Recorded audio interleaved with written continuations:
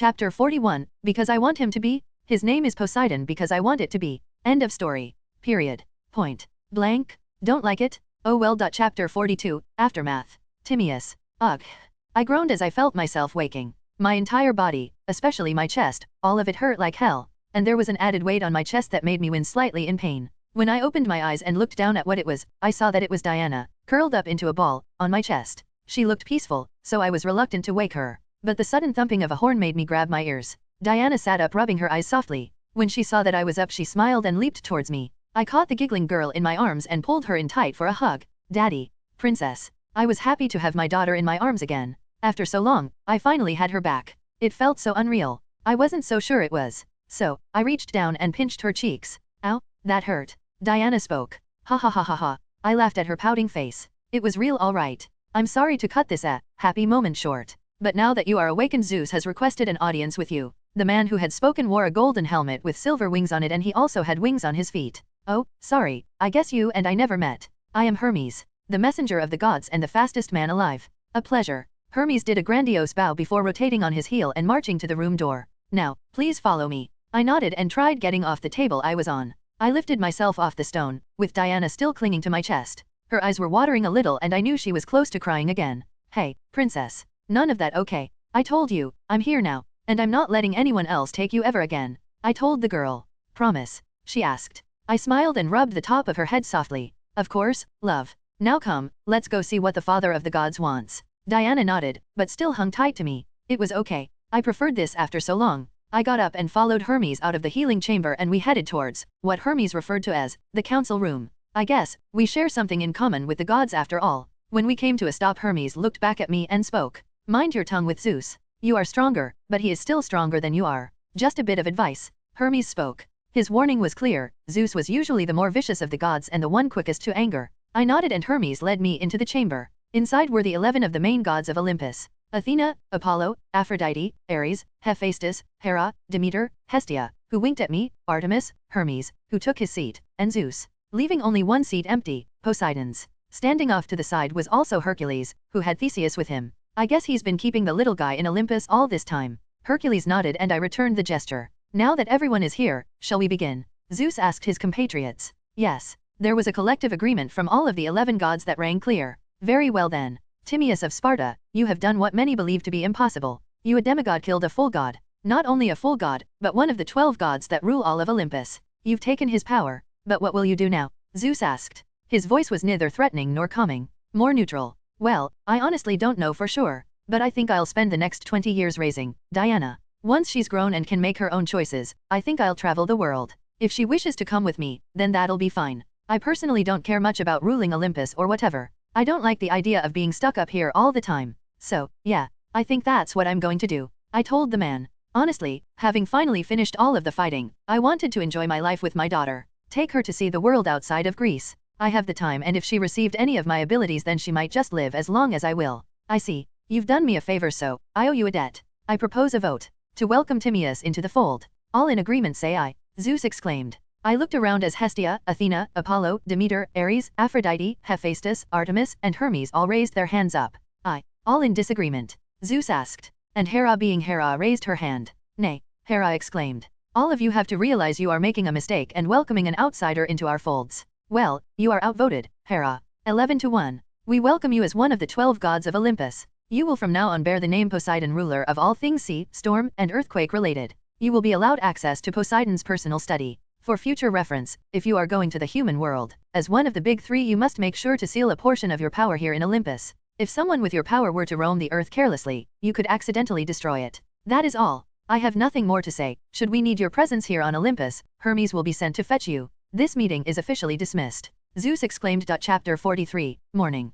Come on, Daddy, let's go. Diana shouted as she ran around the newly acquired palace of Poseidon. I watched as she ran down the halls of the blue pearl-like halls. She was so alive. It's been so long since I've seen her so happy. She's so lovely. Hestia spoke. She had been the one to accompany me to the new place along with Hercules. Yes, she is. She is all that is good in me. My guiding light. I told the woman. As all children are. We sometimes forget what it is we fight for. But in times like this it's nice to be reminded. Hestia replied. So, what are your plans now? Will you stay here and raise her? Or are you leaving? Hercules asked. Once I am accustomed with things here, I will be taking my leave. Of course, I still need to see someone, but I will wait for a time. Give him time to heal and rest. Until then, I want to see more of the world with Diana. She has only ever seen Sparta and Themyscira. There is so much in the world. It would be a shame for her to never be able to experience their joys. I told the woman. Where do you think you will go first? Hercules asked. I'm not sure, but I've got plenty of time to think about it. Maybe I'll show her the wonders of Wakanda. I didn't get a chance to really sightsee last time.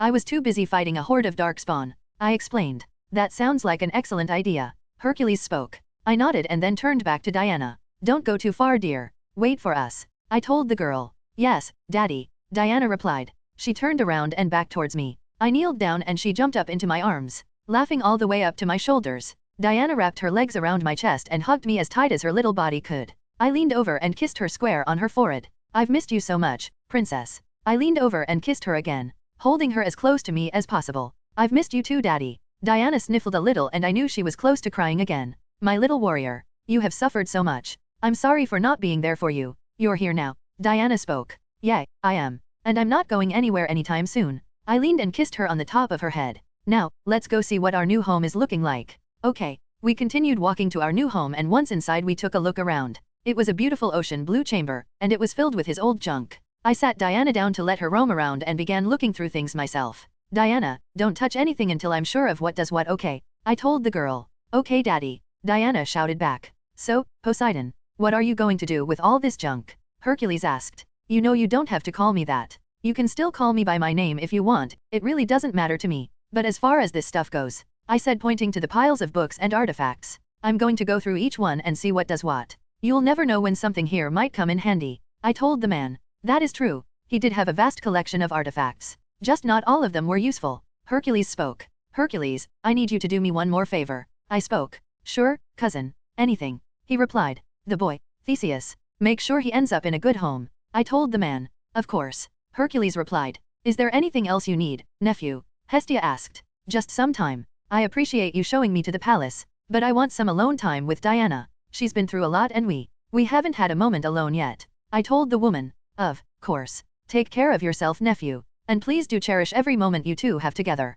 Hestia leaned up and gave me a hug, as did Hercules. Once they were done saying their goodbyes they departed from the palace, finally leaving me and Diana alone. Diana, sweetie. Yes, Daddy. Diana called. I looked over to see her laying on a pile of Poseidon's gold. Yes, I'm rich now. Richer than any man on Gia will ever be. I squatted down and held my arms out. Come here, princess. Diana swung herself off the pile of gold and ran as fast her little legs could carry her, right into my arms. I pulled her close. It still didn't feel real. To have her in my arms again after 2 long years. It was hard to believe. Daddy, I miss Mommy and Jason. Diana spoke. Her sniffling gave way to tears. I could feel my chest getting wet. Me too, baby. Me too. I'm so sorry, baby girl. I'm so sorry. I was crying now too. We sat there mourning the loss of our family for the first time since this mess started. Chapter 44, a year later. Ha, ha, ha. Diana practiced her sword swings in Athena's training fields. I have to thank you again, cousins, for agreeing to help me with Diana's training. I was having a drink with 2 of my cousins, Artemis and Athena.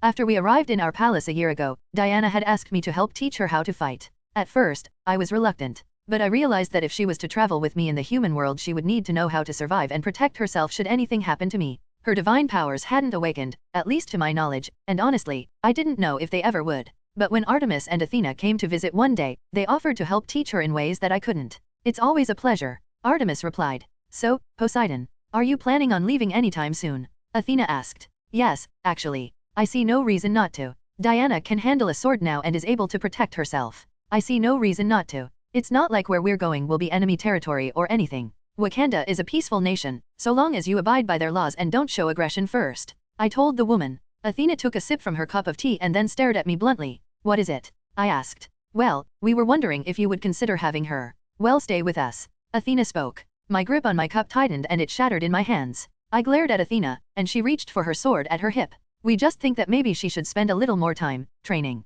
She doesn't have the powers of a god, like we do. If anything, she should visit the Amazons. Artemis spoke up. I can tell you're only trying to help. But it's out of the question. She's 9 years old. And I missed those 2 years. I'm not missing another. Maybe when she's older and decides it's what she wants, then I'll consider it. But until she's a grown woman, she's staying with me. I told the both of them. But I raised a hand, instantly shutting down anything that Athena was going to say with a look. It's not up for debate. I appreciate the help you two have given me over the past year. but I am done. We will be leaving by the end of this day. If you want to see us off, then you are welcome to stay. If not, then leave now, I told the both of them. I then got to my feet and leaned over the balcony. Diana, come, it's time for us to leave, I shouted to the girl. She stopped swinging her sword and turned towards the balcony. She smiled and nodded her head. I then turned and walked inside the training grounds barracks and met Diana outside. Are we leaving now, Daddy? Diana asked. I reached down and rubbed her head softly. Yes, we are, dear. Come along, we must pack your things, I told the girl. But what about Auntie Artemis and Auntie Athena? Diana asked. They have other matters to attend to at the moment. But don't worry, right now just focus. We've got a long trip ahead of us. Are you ready? I asked the girl. Yes, Daddy, Diana replied. She jumped up and I caught her in my arms. She wasn't the little girl she used to be. It looked like she was getting bigger and bigger every day. And I felt saddened. Before I could her in my arms and she'd barely fit across my chest. But now she can wrap her legs around my back. It felt like each day I got closer and closer to losing my little princess. She's growing into a woman. And I hate it. I love you, princess. I want you to know no matter what happens, or how far apart we are, I'll always love you. I love you, too, Daddy. Diana hopped down from our hug and started running through the streets of Olympus towards our home. Once we arrived, I quickly began packing a small sack for both Diana and I, so that we could travel with some comfort. Nothing too impressive, a couple of bags full of drachmae, clothing, and other hygiene things. Food, the important things. After we were done, Diana and I readied ourselves to leave. I sealed a portion of my power behind and sealed the palace off from anyone from entering without my consent, and then we made to leave for Earth. When we arrived at the portal to Earth, Hercules, Hestia, Artemis, Athena, and Aphrodite were waiting to say their goodbye. Uncle Hercules, Auntie Hestia, Auntie Artemis, Auntie Athena, Auntie Aphrodite, you all came. Diana ran up and hugged Hercules first. He had been a good cousin to me ever since we met and was the god I trusted the most. Of course, we did, little one. We couldn't just let you leave and say goodbye, could we? Hestia told the girl as she received her hug next. Diana jumped out of the woman's arms and nodded happily. I'm sorry that we were the only ones that showed up, but my brother and Ares are disposed of at the moment. Artemis spoke after hugging Diana. It's fine, I know Apollo and Ares are both busy men. They would be here if they could. I replied with nod. And Hephaestus is busy forging something for Hermes. But he did send me with a gift for you, young lady. Aphrodite spoke. She leaned down to Diana and placed a beautiful necklace around her neck. Wow, thank you, Auntie. Diana told the woman. Thank your uncle Hephaestus. He was the one who made it. Aphrodite spoke. Diana grinned from ear to ear and hugged the woman in front of her again. So, you're finally leaving.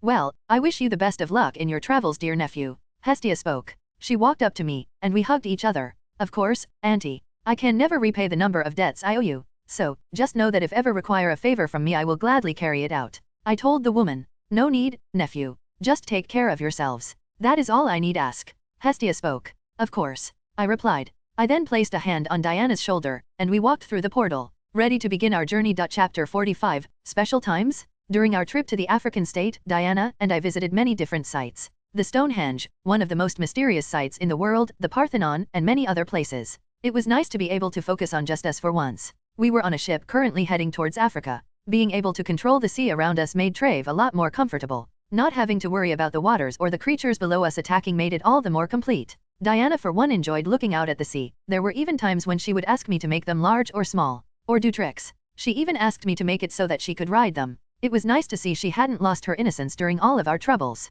Her precious smile made all of this worth it. Worth the pain and suffering I went through training and fighting to get stronger. We were getting close to Africa, so I called Diana back to the ship.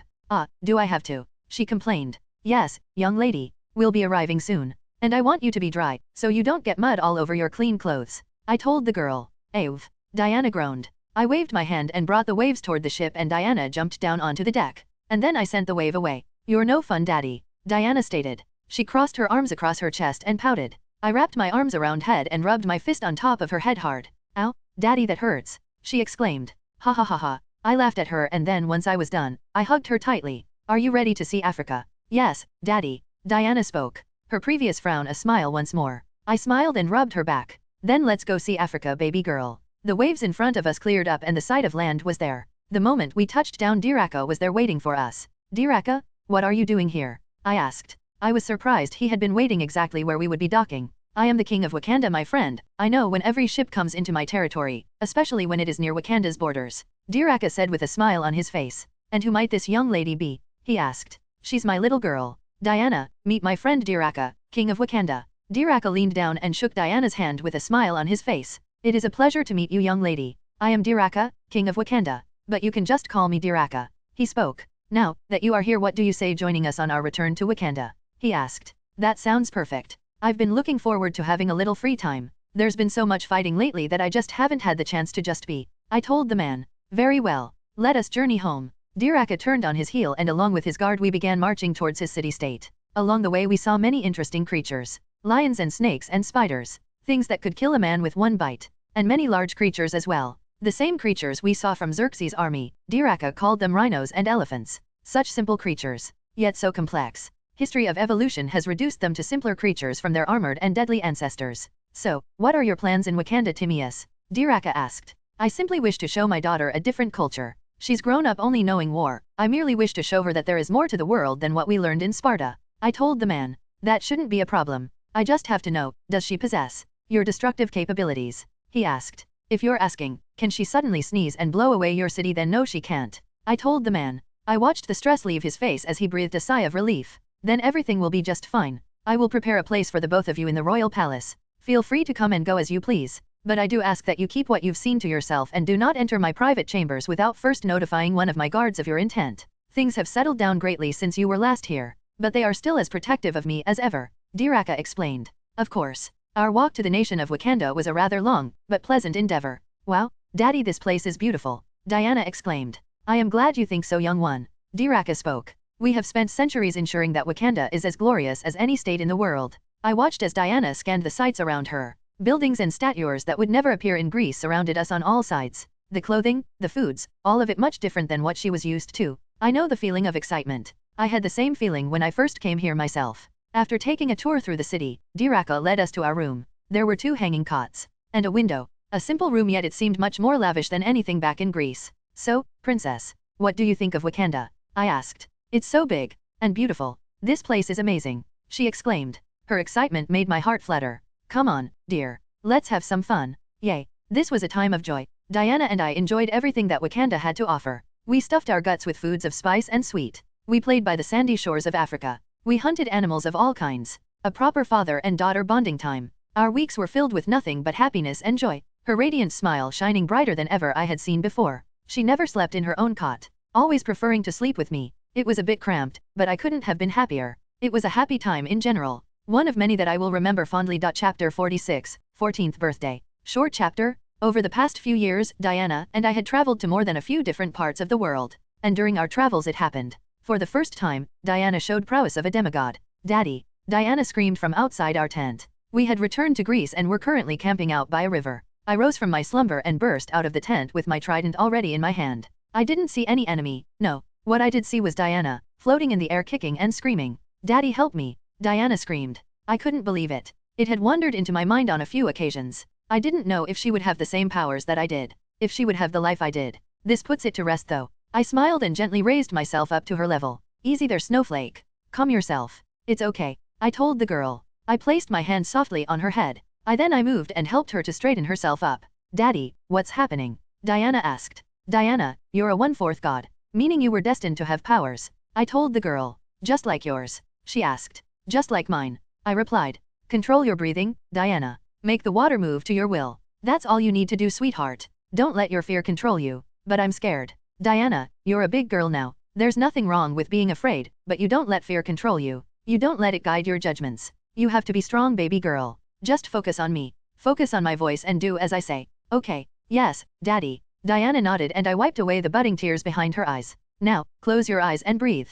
Slow deep breaths. Easy. I told the girl. Diana closed her eyes and slowly started taking deep breaths, just as I instructed her to. Feel your connection to the water. Feel it coursing through your body. Let it breathe. Don't struggle to hold it back, but let it flow freely and openly. This is your power, princess. This is your gift, not your curse. Think about what it is you want it to do. I explained to her. Slowly but surely the water around us began to lower until we were back on the riverbank. Diana, open your eyes. I told the girl. She nodded and slowly her eyes fluttered open. What happened? Did you bring us back? She asked. You did it. All I did was help you relax. I told the girl. I smiled and patted her on the head. She had done good. She wasn't a warrior or anything like I was. And yet she was able to get a grasp of her abilities rather quickly. Or at least a good enough grasp to be able to save herself from trouble. So, what does this mean? She asked. I could tell she was both frightened and intrigued by her newfound power. Well, that all depend on you. What do you want to do now? Everything we are, everything we do, everything we become. Everything starts and ends with ourselves.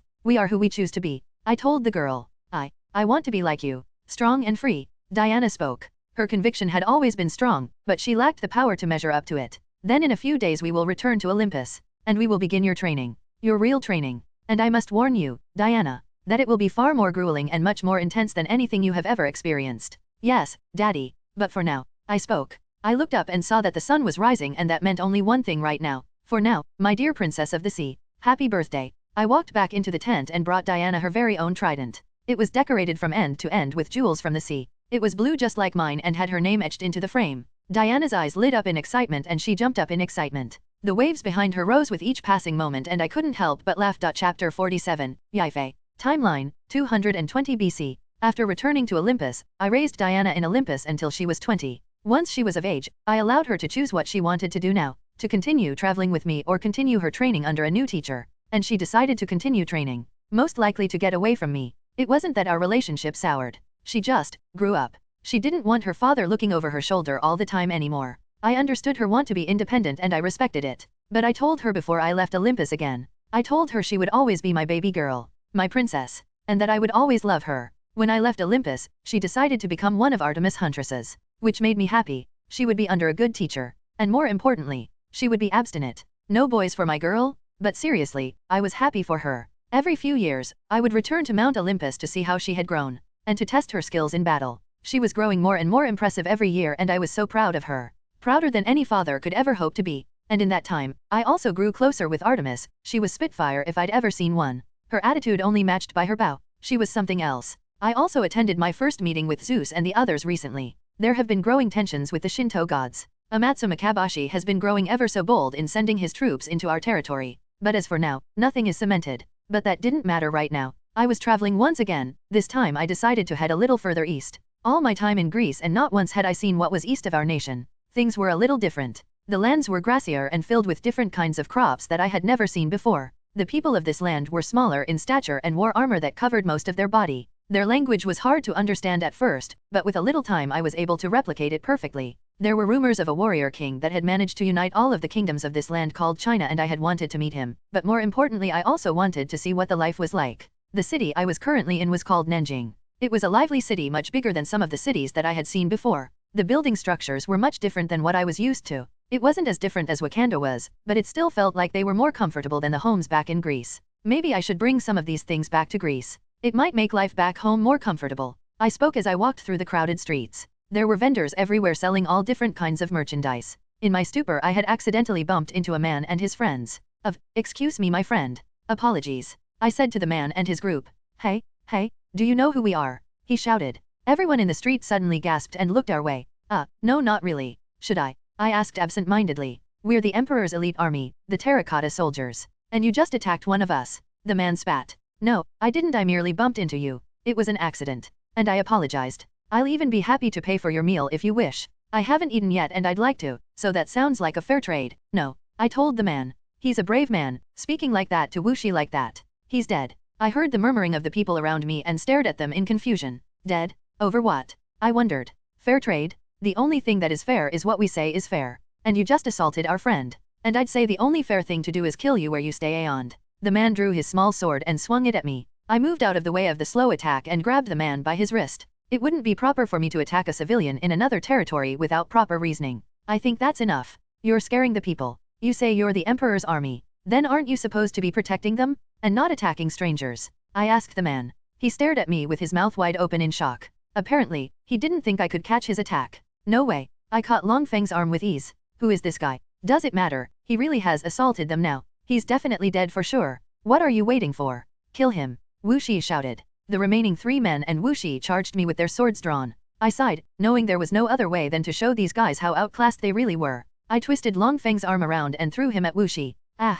One of the men swung his blade down, trying to cut my head off. I stepped towards him, getting as close as possible and I grabbed him by his arm. I placed my hand on his throat and spun him around and launched him at the remaining 2 men, knocking them both down. Alright, I think that's enough boys. Let's call this a day, shall we? You wouldn't want to get hurt. I told the men. They all looked at me in fear and quickly scrambled to their feet. I'll have your entire family killed for this. Do you hear me? Wuxi shouted. Ugh. I sighed. What is wrong with people like you? Always bringing innocent people into your affairs. throwing your power around like no one else in the world matters. Fine, let me show you. I glared at the man from underneath my hood and exerted my pressure over him. I took one step and appeared behind the 4 men. Do you really want me to kill you? I asked them all. They all turned around slowly and looked as if they had just stared death in the face. Wuxi collapsed from the weight of my stare and the others all started shaking. Leave, I uttered. Long Feng grabbed Wuxi and the men all ran away as fast as they could. Yeah. I heard the citizens all shout in joy. That was amazing. I can't believe someone actually stood up to those bullies.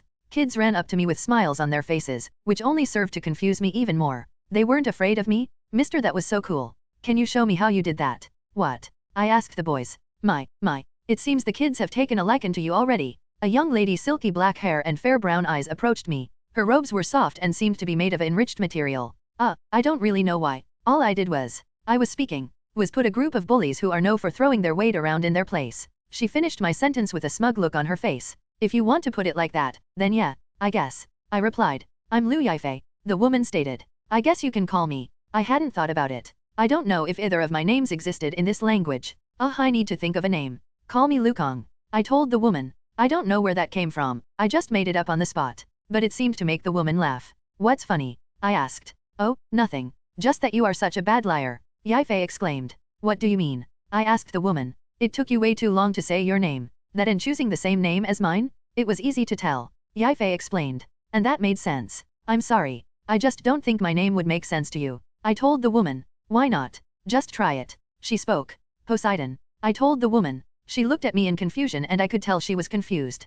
Poseidon. She spoke. Don't worry about it. Don't just call me Timaeus, I told the woman. And her confusion looked even worse. I sighed and rubbed my face. Yay, Liu it is then. Yifei stated bluntly. So, Yifei, can you tell me what that was all about? Are all soldiers like that here? I asked. No, just them. They haven't been here long, but since they've been running amok in the city, throwing their weight around and not doing their actual jobs. Yifei explained. What do you mean? Why were they sent here? I asked the woman. You mean you don't know? She asked. I shook my head no and she gasped. Well, recently there's been sightings of a demon near the city and the emperor dispatched his guards to kill it. But they haven't been doing anything other than sleeping and eating. There is news of people disappearing at night. And no one knows why. The only thing we can assume is it is the demon. Yifei explained. What is the emperor's name? I asked. You aren't from China, are you? She asked. And again, I shook my head no. The emperor's name is legendary throughout China. As the first man to ever unite all kingdoms under one rule. His name is Qin Shi Huang, the greatest king to ever live. The king of all kings? Qin Shi Huang. What a name. Well, Liu Yifei, do you know where I could stay for the night? I don't really know much about this city. I asked the woman. You can stay with us if you want. We do owe you a debt after all. Yifei spoke and I nodded. Thank you. I appreciate the offer. But all I did was do what any man should. I don't need to be rewarded for helping people. It is my job after all. I told the woman. Then think about it as payment for doing your job. She spoke. Her smile was large and calming. It just had this peaceful charm to it. Okay then. Thank you very much for the help, ma'am, I said to the woman. She bowed and then led towards her home. It wasn't very large, but it was decent in size. Inside there were children everywhere. They all looked differently and none of them resembled Yifei, so I figured they must not have been hers. I hope you don't mind the kids. They have nowhere else to go, so I tried to take care of them. She explained as she placed a small white sheet out in one of the side rooms. No worries at all. I'm used to dealing with a bunch of children. I told the woman. I'm just grateful to have a place to lay my head tonight. I told the woman. Absolutely. Yifei spoke. She bowed and then walked out of the room. I've got nothing else to do today, so I think I'll just turn in for now, I stated. I took my cloak off and laid down on the ground. Underneath I was wearing my armor. I had to be certain no one attacked me while I was asleep. Once I was under the cover, I closed my eyes and fell asleep. A few hours later, I had been sleeping but the sudden sound of something hard hitting the floor caused me to hold awake. Please stop. I heard Yifei shouting from outside the door. Shut up, whore. You're gonna pay for what you did. I heard the voice of a man shouting. It sounded familiar, like one of the men from earlier. I tore through the door of my room and ran through the house, towards the room I heard them in. And I exploded through the door with my trident in my hand. Wuxi and Longfeng were on top of Yifei, ripping her clothes off, while the other two held her arms and legs down. I looked down at the bruises and blood on Yifei's face and felt my blood boil. The four men's faces went cold when they saw how I was staring at them. Are you? Before Wuxi could finish his sentence, I had already drove my trident through his face. The others scrambled to get away, but I wouldn't let them. I dropped my trident and grabbed Longfeng by his neck and twisted it all the way around.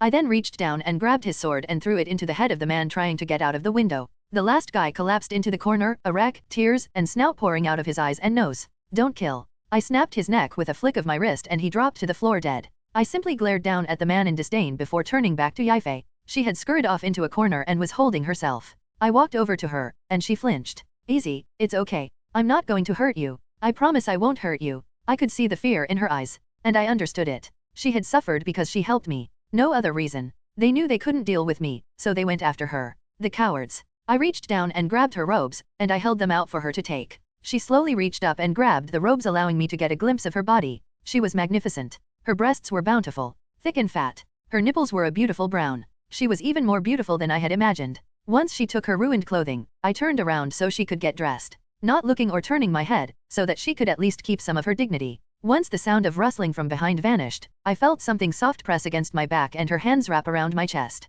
Thank you. She choked out her words as tears fell from her eyes. I turned around and hugged her tight. Forcing yourself on a woman wasn't something I took lightly. The emotional damage it does is sometimes far greater than the physical damage. It's okay, they're gone. You're safe. I held Yifei for hours until the woman finally fell asleep. In the middle of the night I cleaned the blood out of Yifei's room and carried the bodies to the nearest lake, traveling over the rooftops so that no one saw me. Once there I threw the 4 dead men into the lake and summoned the creatures inside to do away with them, either hiding or eating them. I didn't care. Once that had been taken care of, I returned to the Yifei's home and rested for the rest of the night, watching over her as she slept. Chapter 48, Bath time boys? The morning was coming soon, and Yifei slowly awoke from her slumber. When she opened her eyes and saw me sitting in the corner looking at her, she jolted upright and started looking around frantically. It's okay. No one else is here, I told the woman. She looked at me, her eyes were frightened. And understandably so. It's, how, where, what did you do with there? I put my finger over her lip to keep her from speaking anything that might be overheard and bring her trouble. It's okay. Just know that I handled it, and those men won't be coming here ever again. I explained to her. But what if the emperor sends more men looking for them? What if he comes himself? She asked. She wrapped her arms around herself and closed her eyes in shame. He cares about his people. He's a kind emperor. But he doesn't take the deaths of his people lightly. If he finds out you killed his men, he'll be angry. There's no one in China that can match his power. I don't want you to suffer for me. Yifei spoke. Her voice was soft and sounded like she was on the verge of tears again. I will worry about it myself. If he is as good an emperor as you say, then he will allow me to speak the truth. And if not, then I can more than handle myself if need be. For now, the kids should be up soon, and they'll wonder what happened to you. Let's get you cleaned up, okay? Yifei nodded her head slowly, her eyes still closed. But once she did open them, she looked at me and smiled softly. Thank you, she spoke once again. Of course. Anytime you need help I'll be there. I reached down and rubbed her head again. She was too good of a person to experience such a horrible thing. Will you come with me? Yifei asked. I don't want to be alone. She spoke. I hesitated for a moment, but after looking into her eyes and seeing that fear still lingering, I nodded. Yifei led me out of the house. It was still early, and the sun had yet to rise. It was still dark. We both walked down to the nearest river. I had been the one to carry the buckets of water. Since they were light, I offered to carry them alone. Once we had filled the multiple buckets we returned to the house where Yifei fetched a large wooden barrel. It was big enough to easily fit 2 people. She instructed me to place the buckets outside and wait while she prepared to fix them. I'm sorry. I wish we could use the bathhouse, but I do not have much money, and this is all I can do for now, Yifei explained. Do you need money? I pulled multiple bags full of small coins of the soldiers. If you need it then please Yifei, take them, I told the woman. I pulled out the bags of coins, called yuanbao, which were all silver and gold, and handed them to her. She took the bags and her hands dropped down low. Seeing she was struggling to hold them I carefully picked both back up. Sorry about that. They're so light I didn't think. It's okay. But are you sure you want to give us all of that? I mean, wouldn't you be better off using it to get your own place? She asked. No, I want you to have it Yifei. You take the money and use it to get yourself a better place, better food, use it to support yourself and the kids. I told the woman. Yifei nodded and took one of the bags from me and stuffed it into her robe. She grabbed me by hand and led towards the wooden barrel. She grabbed the buckets of hot water and started pouring them into the large barrel. She stuck her hand inside to make sure it was warm, and once she was sure she reached for her robes. I turned around to give her privacy, but she stopped me. No, don't look away. Yifei spoke. I wanted to give you some privacy. I told the girl. Will you look at me, please? She asked. I slowly turned back around, and I watched as she slowly disrobed, revealing her beautiful, smooth, porcelain-like skin underneath, her beautiful bare breasts and her secret garden down below. Her stomach was smooth, and she had curves that would make any Greek woman jealous. She turned around and slowly climbed into the barrel, her legs spreading apart and revealing her glistening pink lips. I could feel my own pants becoming tighter and tighter around a certain area, but I still tried to fight that feeling. Yifei let out a sultry moan as she settled down into the barrel. She pulled out her hairpins and let her beautiful black hair fall down her back. Lu, come join me, she spoke. Her voice was enchanting and certainly hard to fight. Before I realized it I was already naked myself and was climbing into the barrel to join her. her eyes locked on my lower half. The moment I entered she stood up and wrapped her arms around my body, pushing her ample breasts onto my chest. They soft, like pillows of sheep of wool. Lu, Yifei. She guided me down into the barrel and began to wash my body for me. She used some kind of powder that I wasn't too familiar with, but nonetheless it felt pleasant. Her hands were soft, and her touch felt good. She continued to rub me down, her hands moving all over my body, her soft brown eyes locked solely on mine and nothing else. She raised herself up towards me, moving closer and closer to my face. My heart started beating faster and faster each second. A part of me wanted to grab her and just ravish her insides right now. Another part of me simply wanted to leave. I wasn't sure what I wanted, or what this was, but I knew one thing: it felt good. The closer she got to my face, the warmer the bath seemed to get, until finally she closed her eyes and opened her mouth slightly. I reacted instinctively and I leaned down towards her and I took her soft lips with my own. I pushed my tongue into her mouth and wrapped my arms around her. One hand ran itself through her soft hair and the other latched firmly onto her soft subtle ass. I used all my strength to pull her as close to me as possible, and Yifei moaned. She lifted her leg and placed her lips on my full-grown erection and started running them along the length, wetting my penis with her slick fluids. She moved her hand down and started rubbing it fast, and then I suddenly jerked away. I didn't mean to, it was just reflex. I'm sorry. Are you uncomfortable? Yifei asked. No, it's just, I haven't been with a woman in years. And I'm not sure. I told her. Yifei stood up and hugged me. It's okay. I did not mean to be so direct. How about we just enjoy ourselves until the children awake? Is that okay? Yifei asked. I nodded and returned the hug. I pulled back and she smiled up at me softly. I don't know what it was, but this woman, Yifei, was just, I don't know what, but something about her was special. I just knew it. Chapter 49, The Throne is Where I Am. After washing up and dressing, Yifei woke the children and made them breakfast, while I ventured out into the city to find information on this demon. My first stop brought me to the obvious, an elder woman working out of a fish shop. Hello. I walked into the store and greeted the woman. Hello, how can I help you? She asked. I need some information about a demon that's been attacking. I told the woman. Her previous smile faded, and a look of dread took its place. You need to leave, young man. You need to leave now. She spoke. She ran towards me and started pushing me away. Out, now, she shouted as she pushed me out into the streets. Okay, that was weird. Whatever. I shook my head and continued on searching. I spent the entire day searching each and every part of Nanjing for any kind of information that might be helpful, but each and every lead turned up dry. There was nothing that even remotely could be used to find this demon. Guess, I'll just head back for now and see how everyone is doing. I spoke. I began to walk back towards the poorer part of Nanjing when I suddenly felt an ominous chill run up my spine. I turned around and saw an old lady, I mean a real old lady, gesturing for me to come to her. So, I did. But carefully. I readied myself just in case this was a trap. The closer I drew to the woman, the more darkness seemed to spread around me. Why, hello there, young man. How are you today? She asked. I'm fine. Just fine. How are you doing today? I replied. Wonderful, wonderful. Absolutely wonderful. Her voice was raspy and eerie. Her eyes were shrouded by her hood. The only thing visible were her shaking hands and her wrinkled mouth. How are you liking things with the Lady of Fire? She asked. The Lady of Fire? Who is the Lady of Fire? I asked the woman. I had never even heard of such a thing. But I did not put it out of the realm of possibility. There are many untold things in the world.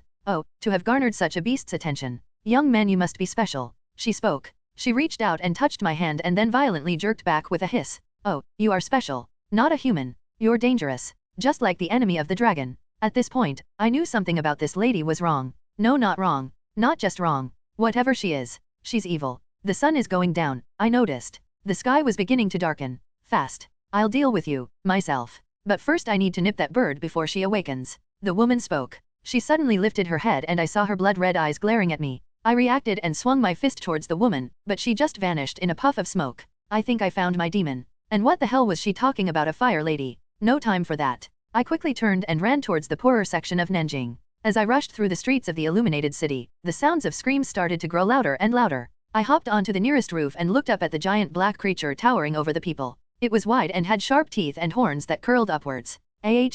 Help me. I looked closely and saw one of the kids from the city. Let him go, demon. Yifei, the brave fool. She was rushing towards the demon. So, you show yourself, star child. Good, come meet your doom. The dark demon bellowed. It launched the kid to the side and charged towards Yifei. I jumped towards the beast with my trident in my hand. The demon grabbed Yifei up and started cackling. So, what was your plan here, brave star child? The demon asked. If you want me, you can have me. Just let the children go. Yifei begged. The demon laughed loudly, mockingly. No, there must be witnesses. Sadly, this entire city is going to die because of you. The demon spoke. Oh well, blame the stars for making the host of such a vile beast. They say when it comes it brings death and destruction. But also, life. Too bad you won't see it happen. The demon spoke. Yifei started struggling the creature's hand and an ominous smoke started filling the air. Ah, you monster! Die! The creature bellowed. The demon cursed and raised Yifei to eat her. I swung my trident upwards and cut the beast's arm off without it knowing. Huh? Why can't I? Arg. The demon's arm suddenly fell off its body and dropped to the ground, releasing Yifei from its grasp as it did. Yifei kicked and screamed as she plummeted towards the ground. Don't worry, I got ya, I told the girl as I caught her from falling. I smiled down at her face, but as I looked into her eyes, I saw something strange. I mean strange even for me. In her eyes was a spark. A flame. A flame in the shape of a bird. But as quickly as the flame came it vanished. Thank you, Lu. Once again you've saved my life. Yifei spoke. Her words drew my attention back to the world. I smiled at the girl and shook my head. Don't worry about it. I told her. But I was really telling myself. Whatever it was that I saw, I'm sure it was nothing worth worrying about right now. Yifei smiled softly, but that smile quickly vanished. Likong, behind you, she shouted. I looked over my shoulder and saw that the demon was swinging at me with its one good hand. You'll pay for that, you core. Haha, Chi Yu armor form, heavenly hand of defense. A man leapt over my head, he jumped in front of the attack and directed it to the side, and then with one thrust of his hand the demon's entire upper body exploded. I turned around and sprung to my feet. My eyes were wide in absolute shock. I've never seen a man do something like that in all my life. Who are you? I asked the man. He turned around and faced me. He was a muscular man, with a centipede tattoo over his right eye, which was covered by a blindfold. He was wearing a bare-shouldered robe. On his hands were 2 sets of CGA Tao, nail guards, that were sharpened to the point of being knives themselves. He wore 2 on his right hand, residing on his pointer and middle fingers respectively, and on his left hand there were 3, on his pointer, middle, and ring fingers. Who am I? Who am I? Isn't it obvious who I am? I am the greatest emperor to ever exist. The only true king of China. He spoke. He plopped down on the ground, put his right hand in front of his chest and spoke. The thrones is where I am. I am Qin Shi Huang. Chapter 50, God vs King. Qin Shi Huang. The Emperor of China. I grinned from ear to ear. A feeling of nostalgia spread all over my body. I haven't met a man so bold, so proud, so brolic since Leonidas. I've wanted to meet you since I journeyed to China. I told the man. Have you now? Well, here I am. What now? He spoke. I looked around at the ruined little village and sighed. Want to help me put out the fire? I asked. Sure, do you have an idea in mind? He asked. I guess now is good a time as any. I raised my hand and slowly started drawing in the water from the nearby river. The people of Nanjing all stared at me in varying visages. Some were impressed and grateful, but many others were fearful and terrified. Water demon? Water demon. I heard one of the women shout to the top of her lungs, declaring me a demon. But it didn't matter. I continued putting out the fires that the beast had started and then gently settled the torrent of water down. How? That was quite impressive. I thank you for protecting the people and putting out the fires. But may I ask why a stranger like you is in my lands? Qin Shi Huang asked. We dash. Never mind. Friend, allow me to properly thank you for your deeds. Qin Shi Huang interrupted me, not even giving me a chance to tell my story. He certainly is a enigma. His charisma is unparalleled, and his strength is nothing to scoff at. This guy might truly be the king of kings. Now, before we move on to anything else, can someone tell me what happened to the soldiers I sent here? I believed I had sent enough to deal with this problem by themselves. Qin Shi Huang asked. And a quiet grew through the streets. They were oppressing the people here. They were robbing and smashing up this part of the city, and they even tried to force themselves on my friend. I told the man. Qin Shi Huang seemed to be staring at me, studying me, observing every part of my being, despite not being able to see. I see, you're telling the truth. And where are they now? He asked. Swimming somewhere, I guess. In a place where they can't hurt anyone else. I told the man. The citizens of the city seemed to tense up a little, most likely understanding the meaning behind my words. Qin Shi Huang sighed and rubbed his blindfolded face. I see. In that case, Qin Shi Huang suddenly vanished from his place and appeared in front of me. Chi Yu halberd form white tiger crescent moon. Qin Shi reeled his leg back and kicked towards me in a crescent arc. I raised my leg up and blocked the kick with my shin. It was heavy. Qin Shi Huang was stronger than any man I have ever faced in hand-to-hand combat. In my sealed state, I actually might be able to enjoy this. Hee hee ha ha ha ha. I chuckled. I grinned at the man. That's quite a kick you've got there, Qin. Qin Shi Huang grinned as well. Oh my, someone who can stop my kick? This world really is full of wonders. But I wonder, how much can you take? Qin spoke. He took in a deep breath, while our legs pushed against each other, and exhaled sharply, and a burst of wind hit my leg. The moment it did, I felt the strength in my leg start to leave and Qin Shi Huang started pushing me back. Ho? Still able to match me? You are a beast. Sparks began forming between the friction of our 2 legs pushing back and forth, and finally the collision ended with the 2 of us kicking towards the sky so hard that it partially parted. Qin Shi Huang and I both stared each other down, both of us ready for the next strike. What do you say we take this outside? I asked the man. I pointed over his shoulder to the lands beyond the city. It would be a shame to have saved this city, only for the 2 of us to destroy it in our bout. I told the man. He smiled at me and patted his chest. How? Of course. And it would give us more room to stretch our legs. He spoke. Stretch our legs. Right. I replied. I scoffed at the man and watched as he turned around. He must be brave to not assume I would attack his back. But then again, maybe he isn't concerned about it at all. Follow me? Qin Shi Huang spoke. He took off into the forest with great speed, unheard of from a mere man. Lu. I turned around before running to see Yifei staring at me in concern. I'll be back, just wait right here, okay, she replied. I turned back and ran off into the woods, chasing after Qin Shi Huang. He was fast, but I caught up to him quickly. Ho, you're fast too. Man, you're amazing. Qin Shi Huang spoke. You're quite the man yourself. I've only ever met one man in my very long life that has shown the true qualities of a king such as yourself. I told the man. Oh, and who would that be? He asked. King Leonidas. I told the man. Who is that? He asked me. Try traveling west, you'll know his name when you hear it. I replied. I will certainly see to that after your funeral. Qin Shi Huang spoke. Qin Shi and I charged each other, rushing headfirst into battle. Our fists upheaved trees from the ground and our kicks split the sky and sounded like thunder. For hours we battled until the sun rose, we battled until the sun fell once again, and yet we kept going. Haha, so, you finally look me in the eyes, Qin Shi Huang. I exclaimed. All our fight not once could I tell what was going on underneath that blindfold, and now having finally seen his eyes, I had to admit he was quite the handsome man. Qin Shi Huang grinned and rushed me again. He was dangerous, that heavenly hand defense of his and that breathing technique, they cut my power in half even further than it already was. Each time I throw a punch, Qin Shi redirects the energy from my punch and slams it back into me. It's a problem. Yet I still pushed on nevertheless, I didn't want to lose this fight. We continued fighting and yet we did more even talking about our lives as we pummeled each other. Where are you from? Qin Shi asked as he tried to kick me in the head. A place in the west, called Sparta, in a country named Greece. I told the man. I ducked under his kick and returned one of my own right into his gut. Qin Shi grinned and backflipped away to avoid it. I cursed myself for missing such an open attack, but Qin Shi Huang isn't your ordinary opponent. He was different from the soldiers back home. His fighting was refined and more precise. His attacks lacked any kind of flair but focused solely on their intent. What about you, Qin? Where are you from? I asked the man. I was born in enemy territory, under the influence of the Zhao family. I was abandoned there as a kid, he replied. I see. I'm sorry to hear that. But it seems maybe they did the right thing. Maybe if they hadn't abandoned you, you might not have achieved what you have. I told the man. I've thought about that every day, and maybe you are right. But I do sometimes think about what could have been. Qin replied. His charisma wasn't gone, but he did seem more somber. Maybe, Qin, maybe. But that's the things I've learned about maybes. The more you focus on them the harder it is to move past things. And in doing so, you cripple yourself. I told the man. 5 full days of nothing but constant fighting. No food, no water, no rest. Just the non-stop heat of battle. I had suffered many wounds under his sharp attacks, and the same could be said vice versa. And yet I've never had so much fun in my life. It felt like we were both drawing closer to our limits. You are right. Now what do you say we continue this battle of ours? He asked. His voice was back to that charismatic, energetic form from before. He assumed his stance again. What a beast. I exclaimed. I got ready to continue myself. We rushed each other again. By the time our fight felt like it was coming to a close, the land around us had been ruined. And yet we continued. For 10 whole days our battle raged on, and finally on that last day, Qi Yu spear form Mount Tai Dragon Claw. Qin Shi Huang's attack felt different from the others. This one emanated a feeling of dread.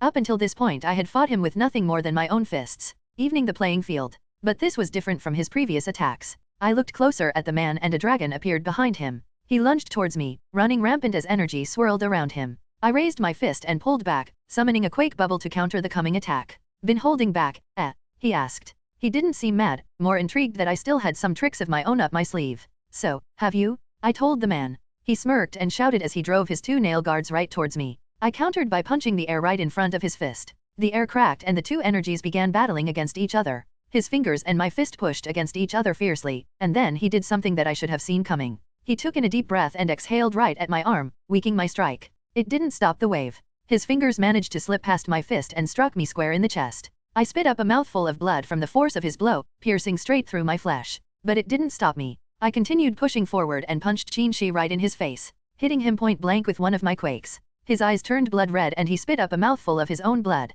His nose started bleeding and he was sent flying with the destruction that came forward. Miraculously, he managed to flip himself in the air and land on his feet. Your Majesty, Qin Shi Huang's guard had arrived to the battlefield. Stay out of this. None of you are to interfere. He spoke. He raised his hand and wiped the blood from his face. Can you still go, Qin Shi Huang? I asked the man. I was getting ready to ask you the same. He spoke. He assumed his stance and so did I. We both knew no matter what happened now, this would be our last attack. This has been the time of my life. Thank you, Qin Shi Huang. Right back at you, Heng Yu. Qin and I charged each other. The ground cracking beneath each of our steps, the wind bashing against our faces, the blood in our veins pumping and boiling. Qin and I arrived within inches of each other. We stumped on the ground with our leading feet, and it cratered. We reeled back and with a smile as large as the sky on our face, we punched each other. No tricks, no skills, just pure raw strength. We hit each other right in the face. And we dropped. We both struggled to catch our breaths as we stared into each other's eyes. Hey, you hit the ground first. I win. I told the man. No, you did. I managed to catch the ground before I hit it. I win. Qin Shi argued. Ha ha ha ha. Hee hee ha ha ha ha ha. Ha ha ha ha ha ha hey hey hey. We both laughed together, the folly our arguments so weak that we couldn't help but just laugh at ourselves. Here, me. My guard. This is a royal decree. Should we pass out, nothing is to happen to him. I wish to have a drink with you, stranger from the west. Qin Shi Huang spoke. I'd like that, Qin Shi, I really would. I told the man. Ha ha ha ha he he. We both continued laughing together until the sound of our voices eventually came to an end. P.O.V. Third person. And so came to an end the battle of one of the mightiest gods vs the mightiest human. Qin Shi Huang and Poseidon both laid on the ground unconscious. Poseidon vs Qin Shi Huang. Time, 10 days, 1 HR. Winner, draw, Chapter 51, drink the night away. Uyaya. I woke up from my slumber with a deep yawn, my body still ached from my wounds, and it appeared that I was bandaged up pretty well. And I was wearing silk robes? I stood up and looked down at my body and my surroundings, trying desperately to figure out where the hell I was, but nothing made sense. This room was magnificent. Good evening, Mr. Kong. Oh, you are awake. Pleasant greetings. The Emperor has requested your presence in his chambers the moment you awoke. Please, allow me to give you your medicine and follow me. The attendant spoke. No, thanks. I don't need the medicine. Just take me to your leader. I told the man. But sir, your wounds will heal shortly. Now, take me to your leader. I told the man. He seemed hesitant but sighed and nodded in the end. Very well, sir. Please follow me. I nodded and followed the attendant through the halls of the palace. The place was large and illustrious. More magnificent than anything back home and certainly flashier than anything I had seen in Wakanda. Do you like the Emperor's palace? It was built by the finest craftsmen and workers in all of China. Yes, the Emperor has a certain knack for the flashier things. The man spoke. He certainly does, doesn't he? Hey, could you maybe tell me how I ended up here in the first place? I asked the man. I was certain I hadn't heard Qin Shi Huang say anything about tending to my wounds or anything like that. Well, we wouldn't have been able to properly treat your wounds if we hadn't brought you here. And we had never seen the Lord so happy. We thought he might appreciate getting to have that drink together after all. Though I may want to warn you, the Lord is a bit, well, he's. Don't worry, I get what you're saying. I told the man. I had fought him for 10 days straight without stopping. I know just how much of an enigma the man was. The man nodded and continued walking on. Eventually we came to a room with a giant set of doors. The Emperor will see you now, the man spoke. He stepped to the side and bowed out, allowing me to enter the room. I put my hands on the door and pushed them open. The moment I stepped in I was greeted by the sight of a banquet. How, my friend? You finally join us. Qin Shi Huang shot to his feet in excitement and ran towards me. Come, you must join the feast. He spoke. I looked over the table and saw many assortments of food, ranging from fish, to breads, to rice, and dumplings. A shout from across the table of food brought my attention off of the table. Yifei, what are you doing here? I asked. She ran up to me and gave me a hug. I could tell by the look on her face that she had been worried, and after what we did, I guess she had enough reason. Well, after we collapsed and were carried back to my illustrious palace, she showed up here saying that she was related to you and all, and I saw how you two acted back at the village, yada yada yada. Here we are now. Okay, let's eat. He spoke. You know what? Okay. I shouted in return. I walked alongside Qin back to the table with my arm around his shoulder. He had donned his decorative blindfold once again and was just as bandaged as I was. Wait a minute, you two. Yifei shouted loudly. You were just trying to kill each other and now you're friends. Well, yeah, that's how it always works, ain't it? I told the woman. Yeah, it's all water under the bridge now. No need to worry about the past. Let's just focus on the future, Qin Shi Huang exclaimed. He had this certain air about him. Something that was just extraordinary. I felt a kinship with the man that had beaten me so badly. Qin, can you hold your booze? I asked the man. Can I hold my drink, you ask? Of course, I can. He spoke with pride. He raised his fist and pounded on his chest like a beast. Then what do you say to a drinking contest? I asked the man. Just getting up and already ready for another challenge? Very well, let us test our guts against one another. With food and drink. Ah ha ha ha ha ha. I cannot believe I find him attractive. Yifei mumbled. What was that? I asked her. I pretended not to have heard her just to tease her, but Yifei became so flustered by me getting close that she turned red as a tomato. Ugh. Go drink yourself to death, jerk. Yifei shouted in my face. Qin Shi Huang laughed and sat at the table. I was worried about you, idiot. I'm sorry. Chapter 52, Good time to drink. The banquet was good and the atmosphere was lively. Qin Shi Huang and I, as well as Yifei, despite her worry, had a blast. Qin blessed us with his best dancers and musicians. But all things must soon come to an end. By the end of the night only Qin and I remained awake. Just the two of us sipping our bottles of wine. "Ah, you sure know how to party," I told the man. "How so, do you? But I want to ask, during our fight, it seemed like you were having fun as much I was. Were you a soldier?" he asked. I took another swig from the gourd he had given me and nodded. "Yup. I was a part of my king's personal elite guard, the best of the best," I told the man. Qin nodded and drank from his own wine, taking multiple swings from the thick container. "You seemed like it. You fight close and tight. But you seem rusty. Perhaps time has softened you," he said. "Qin, you have no idea how right you are. But it isn't just my fighting that's changed. Qin, I've been alive for a long time. Many of my friends, my brothers, and sisters are gone. I am all that remains of a bygone era. I used to spend my days fighting and training, then hunting and searching for my daughter, and then ruling for a bit. Only now, after all these years, do I see the importance of enjoying life to the fullest," I told the man. I didn't know why I was keen on telling him this information, but he just seemed like a guy I could trust. "I know how that feels. Trust me, I do. But why tell me all this?" he asked. "Because you just remind me of an old friend. I told you about Leonidas. You and him are exactly the same, in some ways, in others you two are just completely different. And for the first time in a long time I feel like I can connect with someone who's just like me, in some ways. I have to specify that. Some," I told the man. Qin laughed loudly, his voice easily filling the hall. "I appreciate that. Guess I can share something myself. You know, my name isn't actually Qin Shi Huang." He spoke. "It isn't. Nope. It's Ying Zhang. I changed my name after becoming emperor. A new legacy type thing. Yeah, I know. So what's the story behind that?" I asked the man. I wanted to know more about this enigma. "It's a long story to tell. Are you sure you want to listen?" he asked me. I nodded and he laughed. "Well, then listen up and listen closely, for this is the story about how I became the greatest emperor in all of China." Qin regaled me of his journey from captive to the emperor of all China. It was an inspiring tale, to say the least. He told me how he suffered from the negative thoughts of others so badly that they eventually began taking a physical toll on his body. So badly that he had to walk around with a blindfold to avoid their suffering. He told me about his adoptive mother Chuan Yan and how she trained him and raised him despite his lineage. How he claimed all the kingdoms of China with his own fists, and how he, unlike any before him, stood against the demon Chu and defeated him in battle to become the true king of kings. It was a glorious tale and only further cemented how truly great this human was in my eyes. "So, what do ya think?" he asked after finishing his tale. "Ha ha ha, I gotta say they was quite an amazing story," I told the man. "Well, what about you? What mysterious forces have brought you to this path?" Qin Shi asked. He swirled what remained of his wine around in his gourd and eyed me. "Are you sure you want to know?" I asked him. Qin scoffed and then grinned at my obvious rebuttal of his own words.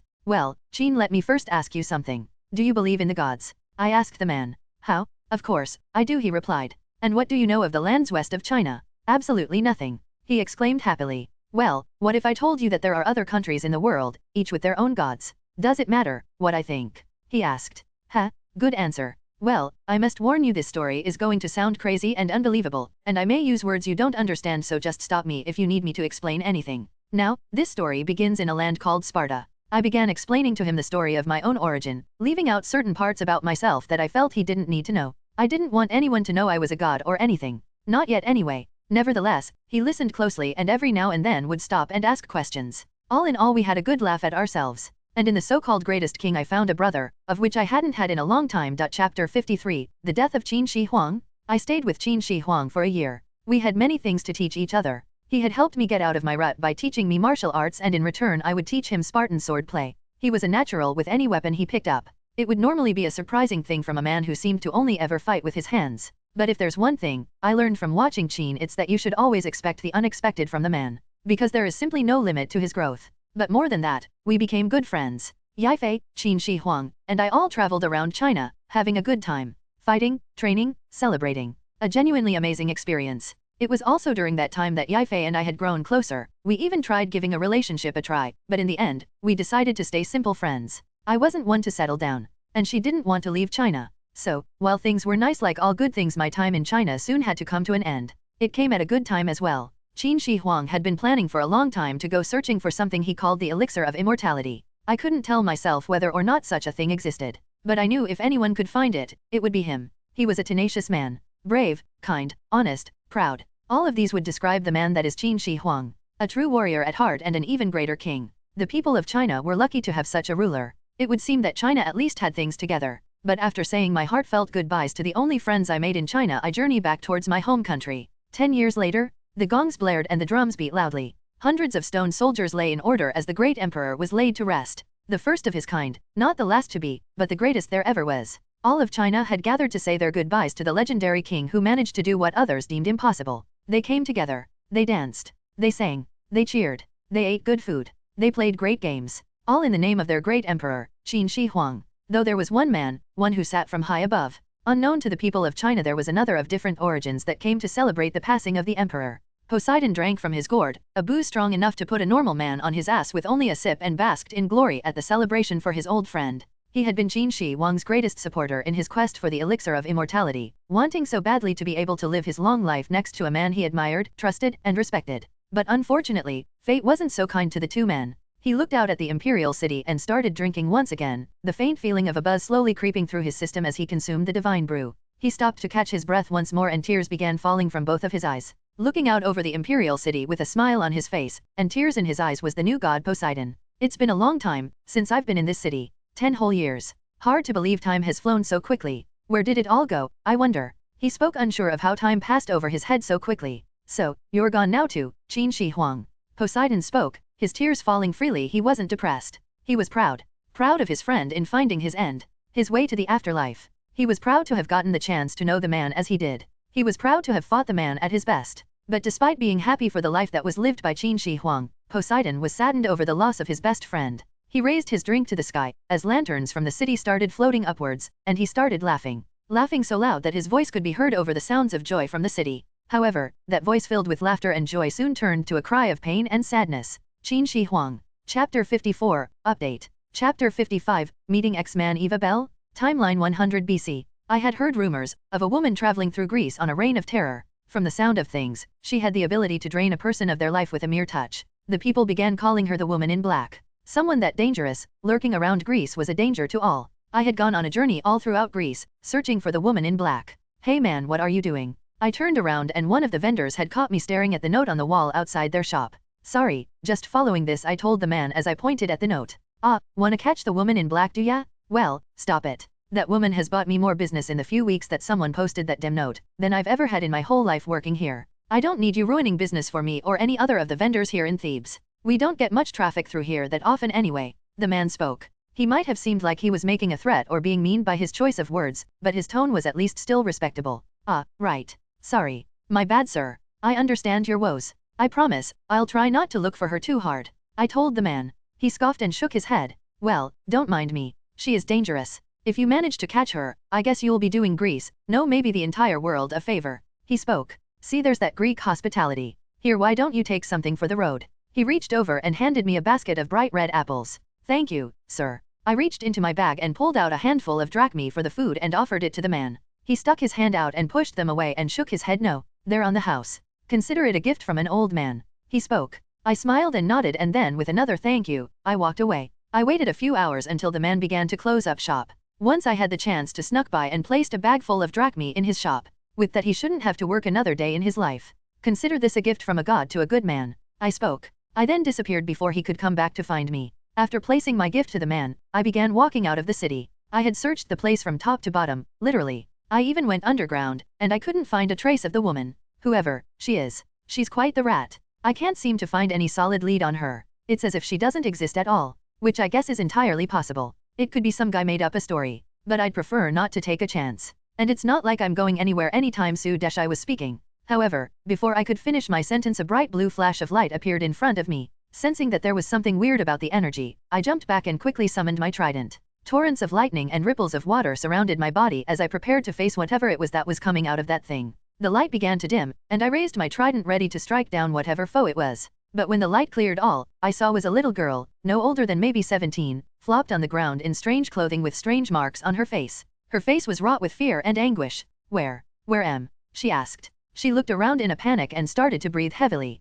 "Easy girl, easy, you are safe," I told the girl. She looked up at me in confusion, but when she got close to my face her eyes widened. "Mr. Thomas?" she asked. "The X-Man? Where are we?" she asked. "What are you talking about?" I asked the girl. "I can't understand you. Can you understand me?" I asked the girl. I had never heard the language she was speaking. The moment my mouth opened she looked at me like I was crazy. I slapped myself in the face. She was wearing strange clothes and she was speaking a strange language. There was only one thing I could think to do. I reached out my hand slowly. She flinched at first, seemingly still in some kind of shock. I pulled back gently and nodded at the girl. I then began inching towards her again, and this time she let me place my hand on her head. I created a psychic link between us that would allow us to communicate. It wasn't uncommon to come across a new language, and doing this made it easier than learning from scratch. Can you hear me? I asked the girl. Yes, she replied. Okay, first let me introduce myself. My name is Timaeus. Who are you? I asked the girl. It's me, Eva. Eva Bell. You know me, I was with Cyclops when we came to Xavier's.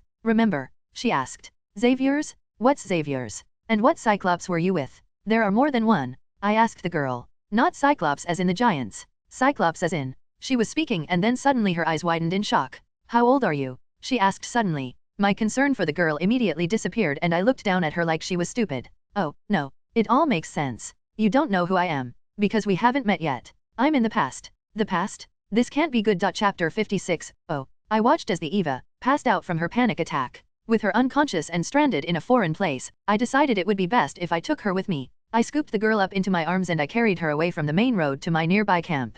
I had camps set up all around Greece. Being able to conceal them with simple magic was easy, but magic is not my specialty. Gonna have to thank Hestia for this. I spoke as I placed the girl down inside my own small tent. With nothing else to do for the day, I started a fire outside and started cooking the animals that I had caught earlier for dinner. As I sat there cooking my wolf meat, I rubbed my face in exhaustion. From one thing to the next. Is this what my life is going to be like now? I asked. I sighed again, and then after a few minutes, I removed the wolf meat from over the fire. I should probably go check on the girl. See if she's up. I hopped up with 2 sticks of wolf in my hand. One for me and one for Eva, and I walked into her tent. She was still sleeping, so I left her be. I didn't see a reason to wake her up. I returned to the fire and ate my dinner quickly. There were still tensions rising with the Eastern gods, and I was warned to be on alert at all times in case Zeus called a meeting of the gods or in case they grew brazen enough to attack us. A battle with other gods. I have to admit, it does sound fun. For me anyway. I doubt they'd enjoy getting slaughtered. Susanoo the slayer of Orokai, Amaterasu mistress of the Black Flame, and Tsukuyomi the lunar prince.